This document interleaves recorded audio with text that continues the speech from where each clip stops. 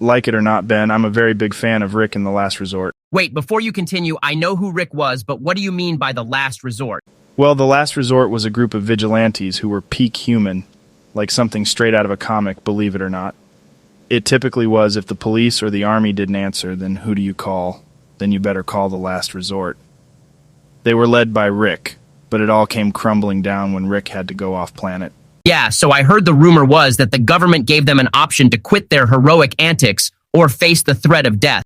Yeah, that turned out to be true because they also claimed to be whistleblowers. When Rick left, the government gave Massimo and George an option to turn in the others, dead or alive, for their freedom. And this led to the infamous Battle of Edinburgh, right? Sort of like Marvel's Civil War. Correct. Enrique, Josh, Nate, Jeffrey, and other famous members died in this battle. The last 4 members standing were Gabriel, Little Ivan, Massimo, and George. Knowing Ivan was wounded, Gabriel bought some time for his friend to escape just to be gunned down by George, Massimo, and multiple other reinforcements. Years later, authorities have found both George and Massimo were murdered in their homes. When Rick came back to Earth, he found out Joe Biden was behind it all, and it costed him his life with the fight killing them both. So far, the only one that may still be alive is Little Ivan. Jamie, pull up the clip of Joe versus Rick. You fool, Rick, you should have joined me. You actually think you can defeat me? Taste my Biden blast. How are you still alive? No, there is no actual fucking way he is reversing time itself.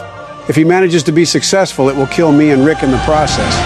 I gotta give him props, though, especially when I'm one of the lucky few to see his big fat jiggly ass flopping around, which is making me feel in some type of way. GG Rick.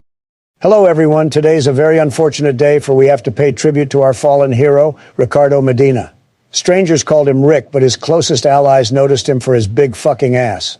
May he rest in peace and see all the big booty bitches he pleases in the great beyond. Man, what a fucking Chad. That's also because Rick wasn't even at his full potential.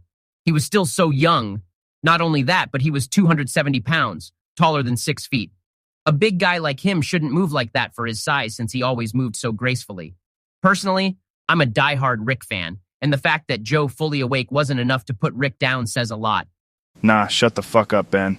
I'm a diehard Enrique fan, and get the fuck out of my podcast. Yeah, I didn't want to be in your shitty-ass podcast anyways.